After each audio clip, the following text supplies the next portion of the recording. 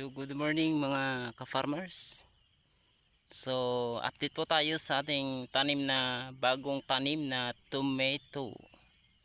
Yan. Ito po yung tomato natin na within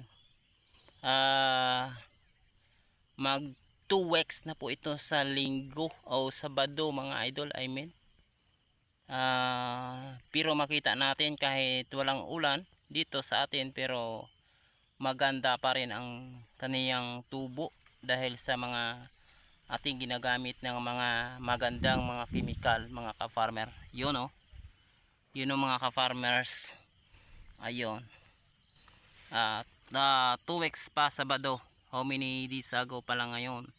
So hindi pa tayo nagtisok ng fertilizer or hindi pa tayo naglagay ng pataba sa lupa, sa paligid ng kanyang puno, dahil ito ay alanganin pa. Kailangan magtisok tayo or maglagay ay nasa 14 to 15 days ago na ang kanyang pangidaron mga idol. So ito po yung tumituhan namin. Medyo hindi masyadong malaki kasi try out lang namin ito, dahil alam namin na hindi pa masyadong maganda ang panahon ngayon. So yun o, nagpahabol po kami ng punla mga idol, dahil ito ay nasa 500 to 600 lang po itong seeds na try out namin. So maganda naman, hindi naman masyadong pangit pala ang panahon, kaya ngayon nagpunla kami agad para ipahabol doon sa baba. Taniman namin ng isang area na to mga idol. So tingnan nyo, maganda-ganda talaga ang tubo ngayon ng tomato natin. So shout out dyan sa mga big farmer ng tomato. So kayo na ang master or winner sa pagtatanim. Good morning sa inyo lahat. Yun no. O tingnan nyo po mga master dyan, kung tama ba to ang mga idea natin na pagtatanim. So naglagay na po tayo ng pangdilig lang po, hindi basal ng mga fertilizer, kundi pangdilig lang muna. So pero tiis-tiis muna tayo nga diligan natin ng plain water, dahil ito ay ang sobrang init dito, hindi pa kami nabigyan ng magandang ulan, kaya nagdidilig tayo ng plain water mga idol.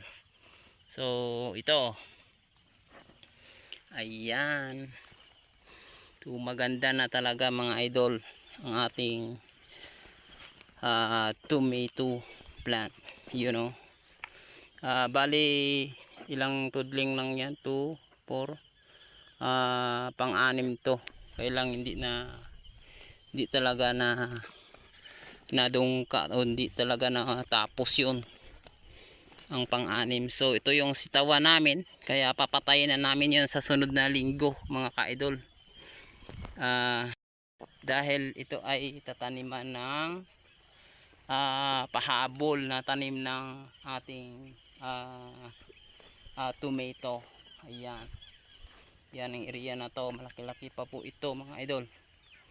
So dito tayo magtatanim ng dagdag tomato. Saka dito mag-araro tayo ngayon mamaya dito, dahil dito tayo magtatanim ng siling labuyo, di ba? So medyo pabisi-bisi tayo ngayon mga ka-farmer, dahil marami pa tayong gagawin sa mga susunod na mga araw. So shout out dyan sa mga big farmer. Ito po yung area natin, medyo hindi pa natin nagalaw dahil sa rami ng ating trabaho, at wala tayong sapat na mga tauhan dito nga makukuha, di ba? Yan. So thank you, magraro tayo.